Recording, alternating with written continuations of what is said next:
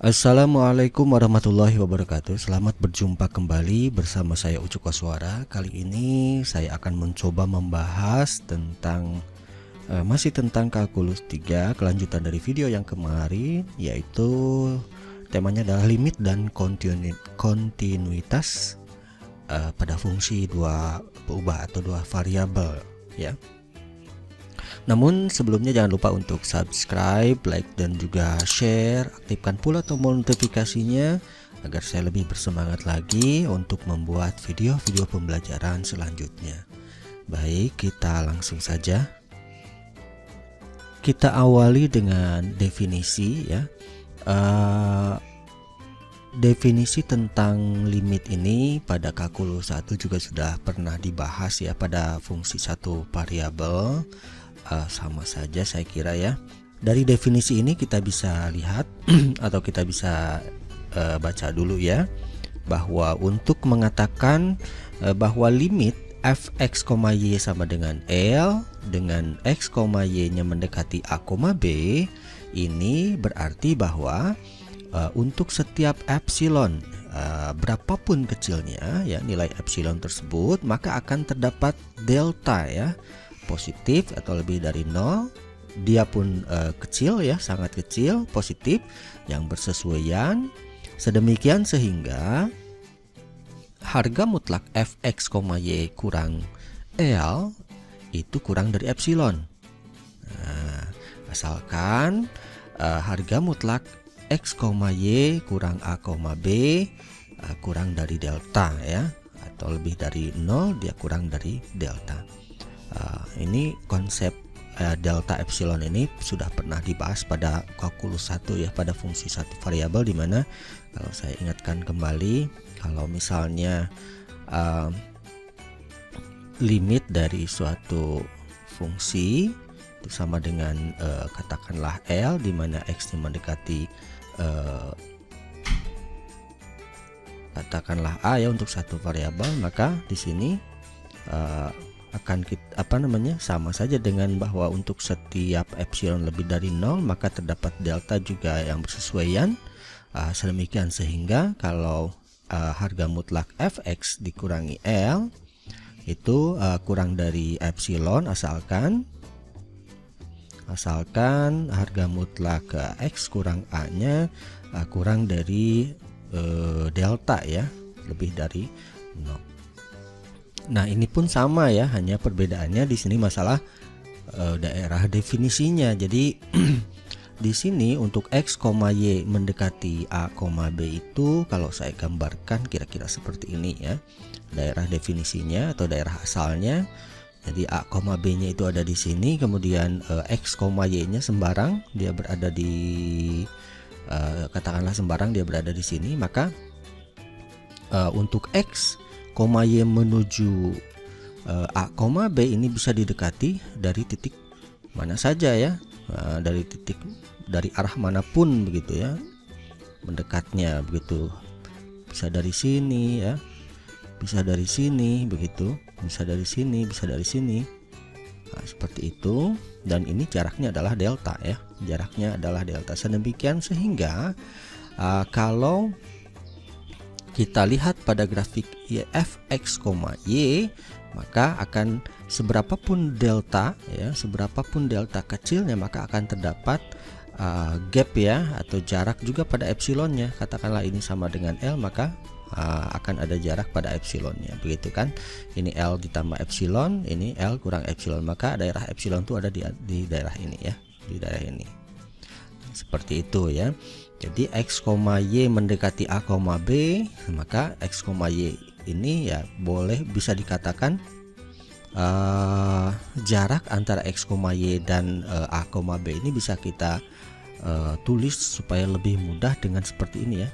Nah, harga mutlak x, y kurang a, b ini sama dengan akar dari x kurang a kuadrat ditambah y kurang b kuadrat ya, jarak jari-jari ya, jari-jari dari lingkaran begitu kan, jarak dua buah titik sembarang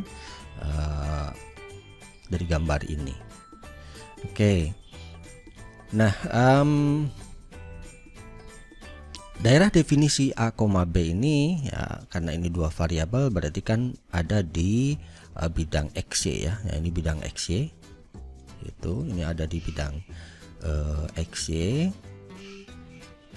Supaya lebih jelas kita lihat dengan contoh ya. Kita buat contoh. Misalkan di sini saya ada contoh. Tunjukkan bahwa limit 2x tambah 3y sama dengan 11. Limit 2x tambah 3y itu sama dengan 11. Untuk x, y nya mendekati 1,3 gitu ya.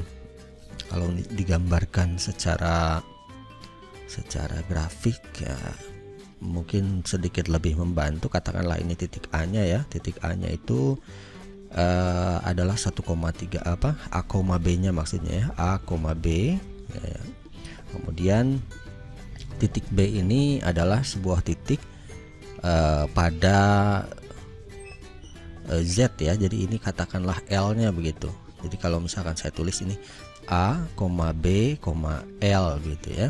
A, B, L. Sini 11 ya. Nah, seperti itu. Nah, seperti itu ya. Jadi kita ingin melihat bagaimana jika x, y nya menuju 1,3. Jadi katakanlah x, y itu adalah sebuah koordinat sembarang pada XY, bidang XY ya begitu. Jadi kalau saya buat seperti ini, katakanlah misalkan x, y nya itu di sini, maka jarak ini adalah delta ya. Jaraknya adalah delta. Apakah ada ya nanti epsilon yang berpadanan begitu jika deltanya yang kita berikan adalah sekecil mungkin ya, positif sekecil mungkin. Nah, secara analisis kita akan coba ya, di sini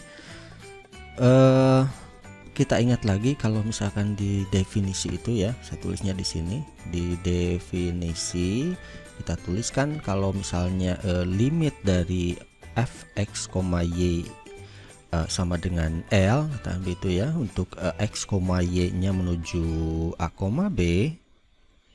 Nah, gitu kan. Maka ini kita bisa tulis jika ya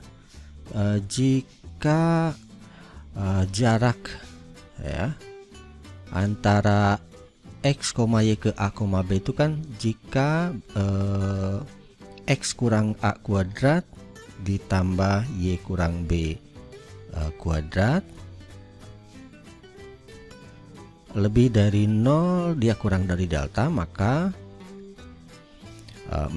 harga mutlak fx kurang fx, y ya, fx, y kurangi L itu kurang dari epsilon. Nah, ini kan definisi dasarnya ini kan, definisi awalnya.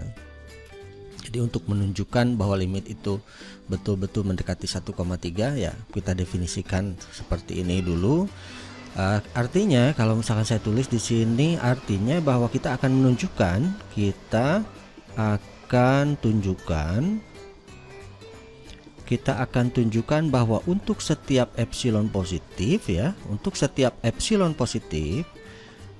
maka akan terdapat delta yang bersesuaian ya, dia juga positif, sedemikian sehingga kalau saya tulis berarti harga mutlak dari ini fx kurang L itu berarti 2x tambah 3y ya, 2x ditambah 3y kurangi 11 itu kurang dari epsilon ya, apabila berarti ininya ya, saya tulis lagi x kurang 1 kuadrat tambah y kurang 3 kuadrat ini dia kurang dari delta. Nah, kita akan menunjukkan ini ya, tetapi sebelum itu kita lihat dulu ya yang kedua, bahwa kita tuliskan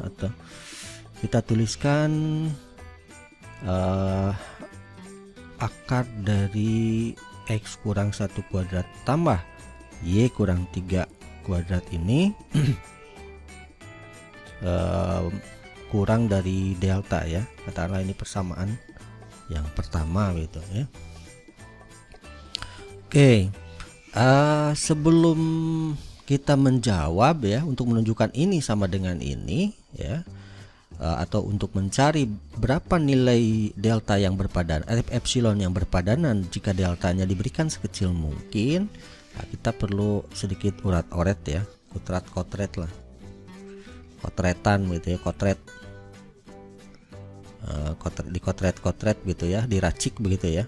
Nah, kita lihat dari bentuk yang ini ya, untuk yang sebelah kanannya, berarti untuk fx, y kurang L-nya. Kita lihat dari bentuk itu, kalau kita lihat bahwa fx, y kurang L itu sama dengan ya, atau di sini aja sama dengan, saya tulis lagi 2x tambah 2x ditambah 3y kurangi 11 itu ya. Nah, kita ingin meracik bahwa 2x tambah 3y kurang 11 ini akan mendekati bentuk atau menyerupai bentuk yang sebelah kiri ini ya. Nah, di sini kita perlu mungkin ya bukan algoritma ya, merubah ini supaya menjadi bentuk itu. Kalau kita lihat di sini ada 2x, di sini ada 3y, kita ya kalau misalkan supaya jadi 1 dan 3 ya, supaya 1 dan 3 kita ubah min 11 ini, 2x ditambah 3y kita ubah supaya 2x nya x kurang 1 berarti kurangi 2 ya, kurangi 2 berarti sisanya kurangi 9. Oke, kita lihat 2x kurangi 2 tambah 3y kurangi 9. Nah, ini sudah bisa kita lihat ya, kalau misalkan kita buka 2 kali x kurangi 1 ditambah 3 kali y kurangi 3. Nah, di sini bentuknya sudah kelihatan ya, ada x min 1, ada y min 3 ya, seperti ini. Nah, kalau kita lihat, nah, bentuk ini masih belum ini ya, kita ingat kembali karena ini kurang dari delta, berarti kita ingat pada konsep ini kayaknya ya. Kalau misalkan Z1 ditambah Z2 ini kan kurang dari sama dengan Z1 harga mutlaknya ditambah harga mutlak Z2 ya. Nah, kita bisa menggunakan ketaksamaan ini segitiga ya, kalau tidak salah ketaksamaan segitiga ini untuk merubah ini, sehingga kalau harga mutlak 2x kurang 1 tambah 3y kurang 3 ini bisa kita buat menjadi seperti ini ya. Ini berarti kurang dari sama dengan, nah, kita pisahkan 2 kali x kurang 1 ditambah harga mutlak 3 kali y kurang 3, seperti itu ya. Atau misalkan bisa kita tulis seperti ini ya, 2 harga mutlak x kurang 1 tambah 3 kali harga mutlak y kurang 3 ya. Nah, sehingga ini bisa kita artikan ya dari analisa ini bahwa f x, y itu kurang L itu kurang dari sama dengan 2 kali x min 1 tambah 3 kali harga mutlak y kurang 3. Nah, ini kita sudah mendapatkan sebuah racikan ini, sehingga ada hubungannya dengan yang pertama ini ya, tidak ada hubungannya. Nah, dari sini kita sudah bisa mendapatkan ini. Kita lihat pada konsep yang sebelumnya ya, pada akar ini, pada jarak antara x, y dengan a, b nya. Nah, kita bisa lihat bahwa x kurang 1 itu ya, x kurang 1 itu kan menurut aturan harga mutlak sama saja dengan akar dari x kurang 1 kuadrat ya. Harga mutlak x kurang 1 itu sama dengan akar x kurang 1 kuadrat, dan ini pastinya akan kurang dari ini ya, x kurang 1 kuadrat tambah y kurang 3 kuadrat ya. Jadi harga mutlak X kurang 1 ini sama dengan ini, kemudian ini pasti kurang dari ini ya, pasti kurang dari ini, dan akar ini adalah kurang dari delta ya. Jadi dapat diartikan bahwa si X kurang 1 ini pastinya kurang dari delta gitu kan, dari sini. Kalau ini saya buat satu, ini saya buat kedua ya. Begitupun yang keduanya ya. Y kurangi 3 harga mutlaknya itu kan sama dengan Y kurangi 3 kuadrat. Y kurangi 3 kuadrat tuh pastinya kurang dari akar itu juga. X kurang 1 kuadrat tambah Y kurang 3 kuadrat. Dan ini kurang dari delta. Atau si Y kurang 3 ini harga mutlaknya pastinya kurang dari delta. Jadi katakan ini persamaan yang ketiga ya. Nah, dari sini kita bisa lihat ya hubungan antara ini dengan yang fx ini. Nah, sehingga kalau saya tulis kembali si racikan tadi, katakanlah ini yang ketiga aja ya. Si harga mutlak fx, y kurang L itu kurang dari ini saya tulis ulang lagi ya, 2x kurang 1 tambah 3 harga mutlak y kurang 3. Nah, karena x kurang 1 itu kurang dari delta ya, kemudian y kurang 3 itu kurang dari delta juga, maka ini bisa saya tulis sebagai 2 harga mutlak x kali harga mutlak ini tambah 3 kali harga mutlak ini kurang dari ini, kurang dari 2 delta, kurang dari 2 delta. Nah, ini pun y kurang 3 nya pun sama, berarti tambah 3 delta ya begitu. Jadi ini kurang dari 2 delta ditambah 3 delta, atau saya tulis 5 delta begitu ya.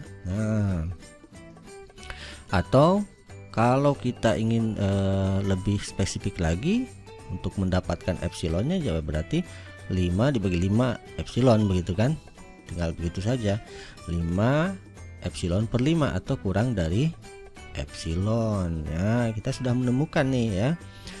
Artinya apa? Kita sudah bisa menyimpulkan sebetulnya, ini kesimpulannya di sini aja, kesimpulan kalau kita ingin memilih ya, kalau kita ingin memilih delta kecil maka si deltanya itu harus sama dengan epsilon per 5 gitu ya. Atau saya tulisnya di sini misalkan kesimpulannya bahwa untuk setiap epsilon positif maka kita harus pilih delta berapa, epsilon per 5 gitu ya. Untuk setiap epsilon positif maka kita pilih deltanya epsilon per 5 yang berpadanan ya. Sedemikian sehingga kalau saya tulis lagi ininya, saya tulisnya dari sini saja, fx, y kurang e, atau langsung saja berarti sedemikian sehingga si 2x tambah 3y kurang 11 itu kurang dari 2 delta, atau saya tulis ini kurang dari sama dengan ya 2x min 1 tambah 3 harga mutlak y kurang 3, atau kurang dari 2 delta tambah 3 delta, atau kurang dari 5 delta begitu, atau kurang dari epsilon. Nah, bahwa tuh kan. Nah, intinya ya ini ya.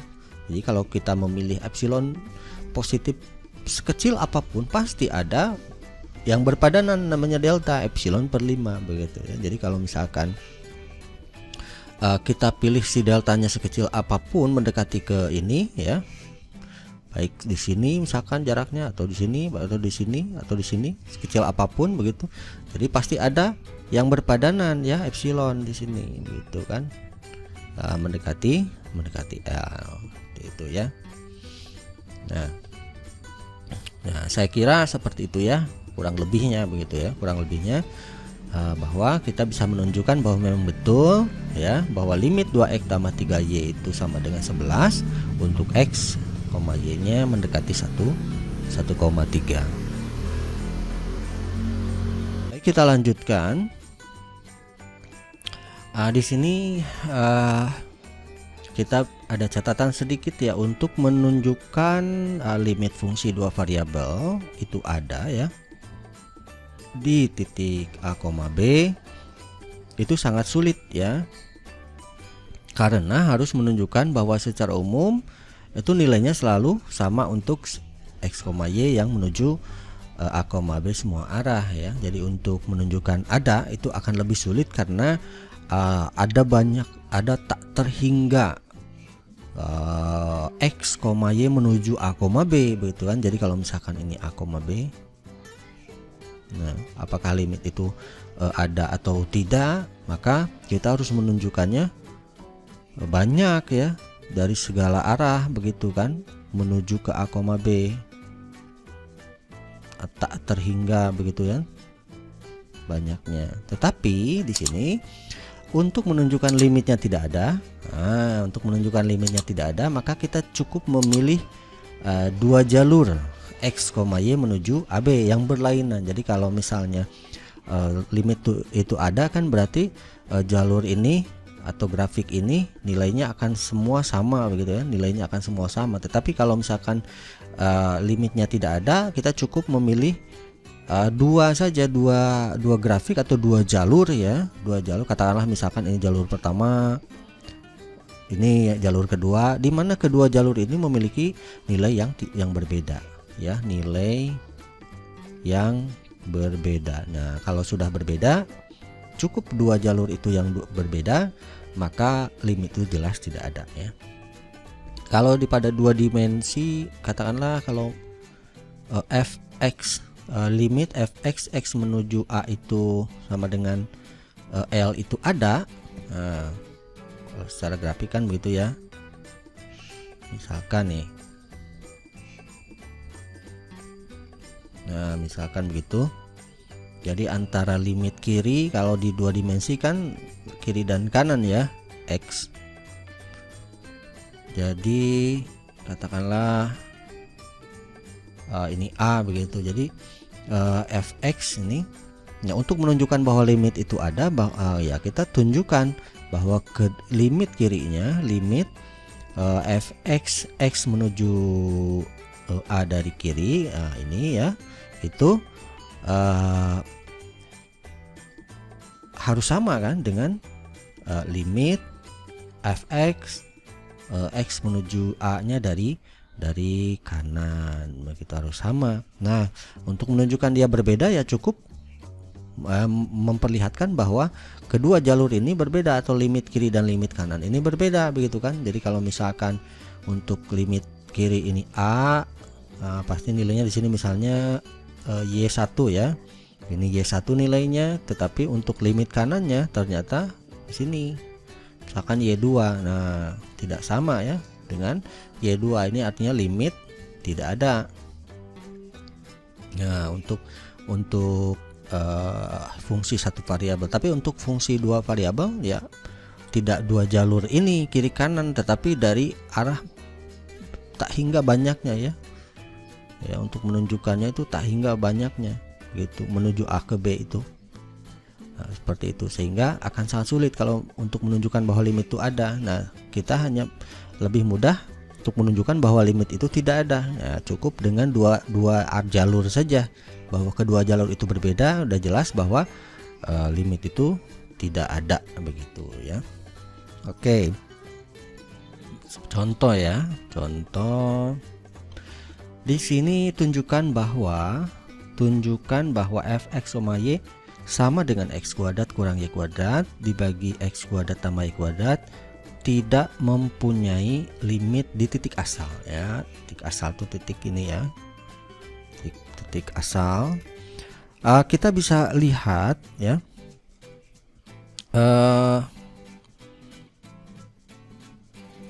tapi sebelum ini untuk masalah limitnya sama ya. Kalau masalah sebelum ke sini ya, untuk menentukan nilai limit ya, menentukan nilai limit itu kan tinggal disubstitusikan saja ya. Misalkan tentukan limit 2x tambah 3y, di mana x, y nya menuju 1,3. Nah, ini nilainya berapa? Pertama, cara pertama itu kan kita substitusikan saja ya, berarti 2 kali 1 tambah 3 kali 3 ya, berarti ini sama dengan 11 gitu kan. Jadi nilai limitnya 11.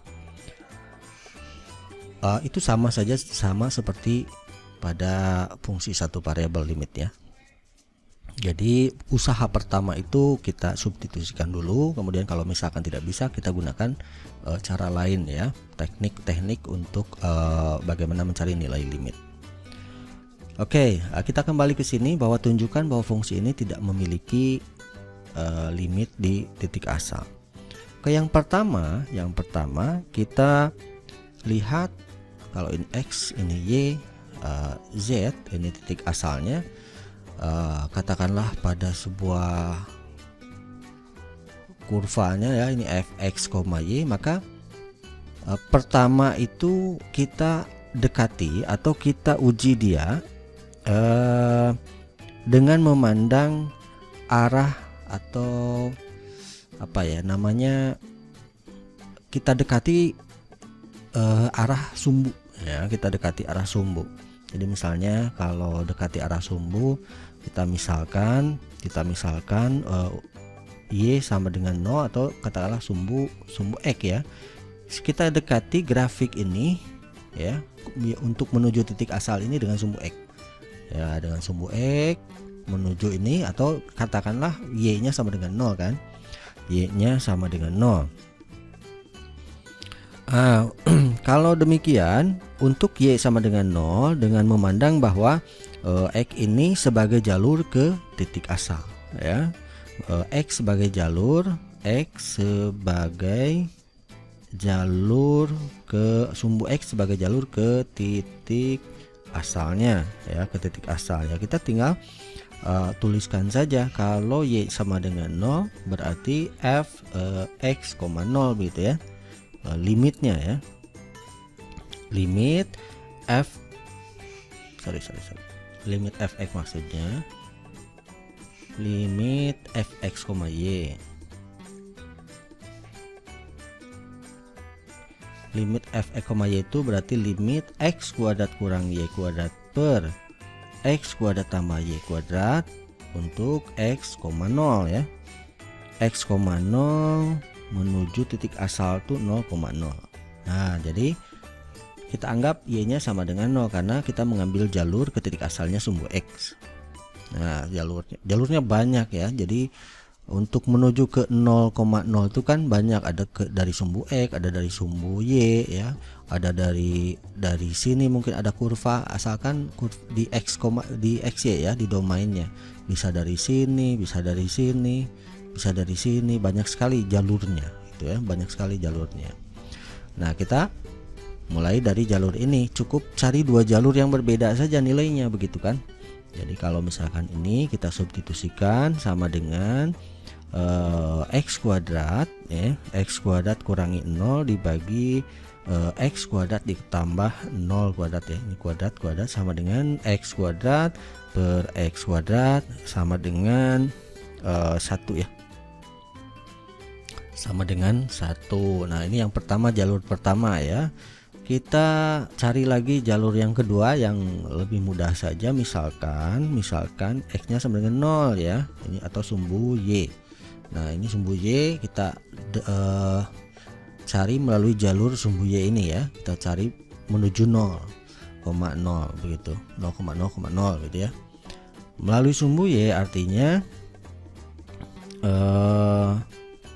y sebagai sumbu y jalur ke titik asalnya ya, ke titik asal. Berarti kita tulis saja x kuadrat kurang y kuadrat per x kuadrat tambah y kuadrat. Ini berarti 0, y itu menuju 0,0 ya. Nah, kita lihat 0 kuadrat kurang y kuadrat dibagi 0 kuadrat tambah y kuadrat sama dengan ini kita bisa lihat ya, y kuadrat 1 ini min dibagi plus itu min, jadi min 1 ya. Nah, kalau kita lihat dari dua jalur yang berbeda, dua jalur yang dipilih ternyata nilainya berbeda.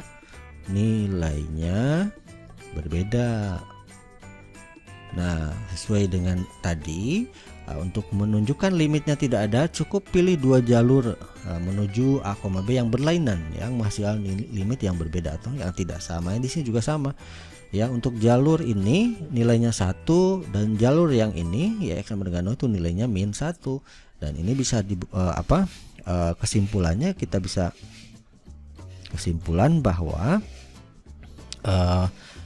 fx ini ya, bahwa fx, y sama dengan x kuadrat kurang y kuadrat per x kuadrat tambah y kuadrat itu tidak mempunyai limit di titik asal. Oke, seperti itu ya. Baik, kita lanjutkan kontinuitas pada sebuah titik ya. Di sini kita lihat dulu bahwa untuk mengatakan bahwa f x, y ini continue atau continuous di titik tertentu, katakanlah titik A, B, maka dia harus memenuhi syarat-syarat sebagai berikut ya, sama seperti pada kontinuitas sebuah titik pada fungsi satu variabel ya.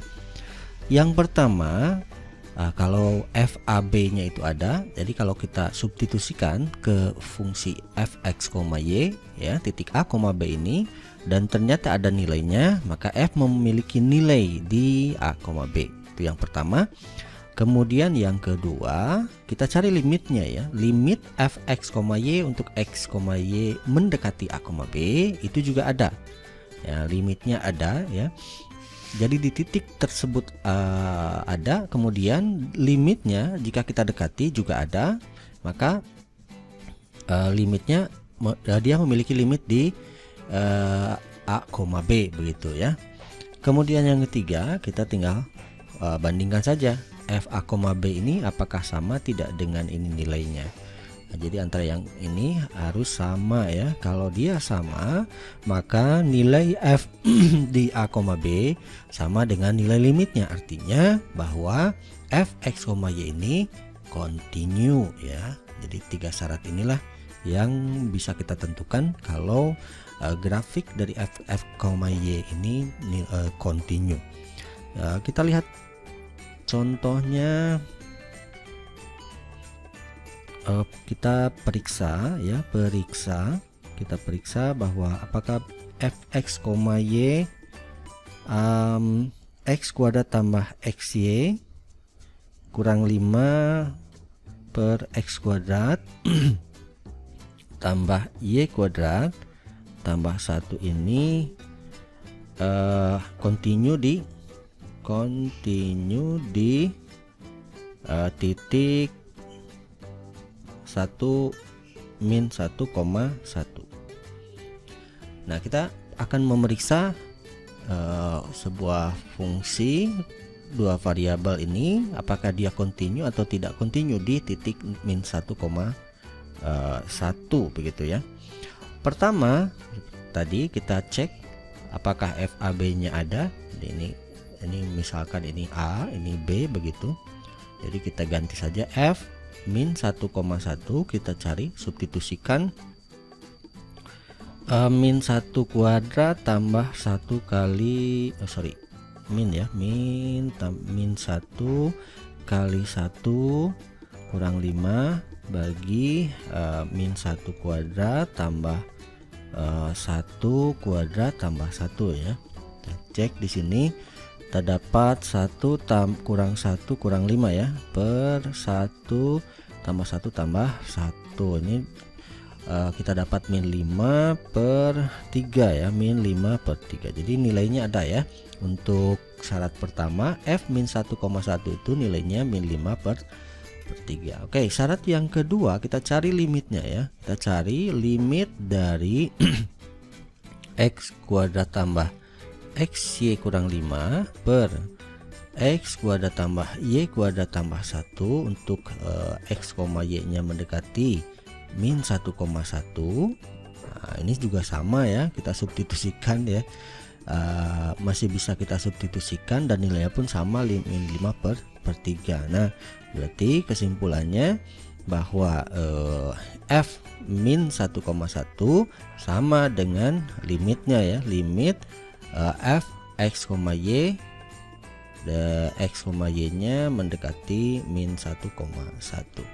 Artinya kesimpulan bahwa dia kontinu ya, F X, Y ini kontinu hanya di titik ini saja, karena kita periksa di titik itu ya, di titik min 1,1 seperti itu ya.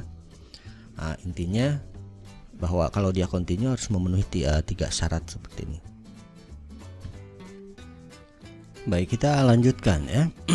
Nah di sini ada teorema ya, ada teorema di mana jika fxy ini artinya turunan ya. Ini kalau fxy turunan kedua berarti ya. Kalau saya tulis berarti bisa ditulis do dari do f do x, kemudian do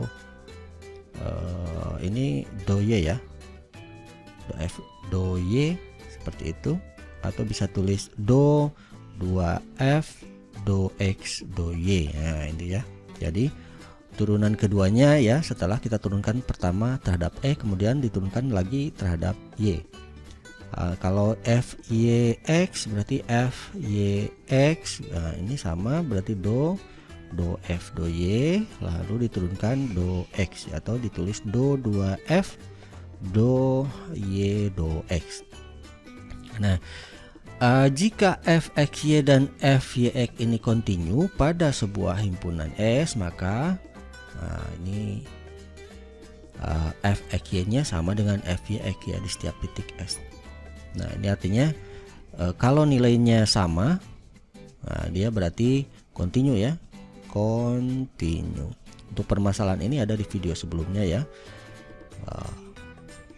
materi ini, materi do.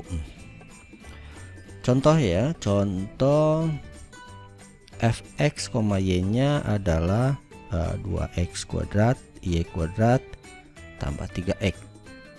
Apakah dia kontinu? Nah, kita cek, berarti yang pertama di sini saja kita cek fx nya ya, turunan pertamanya. Nah, kita lihat turunan pertama terhadap x, kita anggap y adalah sebagai konstanta. Ini dapatnya 4x y kuadrat tambah 3 ya. Oke. Kemudian fy x, y kita anggap berarti x yang sebagai konstanta ya, sama 2 kali 2 4 x kuadrat y ya, 4x kuadrat y berarti tambah 0 ya, tambah 0 karena turunan terhadap y dari 3x ini adalah 0. Itu turunan pertama. Kemudian kita turunkan lagi, sekali lagi kalau ini terhadap fxy begitu, x, y, jadi kita turunkan ini terhadap y, kita dapat 28xy ya, yang ini kita turunkan terhadap x, sekarang x, y ini dapatnya adalah 2 kali 4 8xy. Nah kalau kita lihat nilainya adalah sama ya, fxy sama dengan fyx, fxy sama dengan fyx, atau do 2f do x do y sama dengan do 2f do y do x ya, sama nilainya yaitu 8xy. Nah berarti dia kontinu di setiap titik di S ya, kontinu.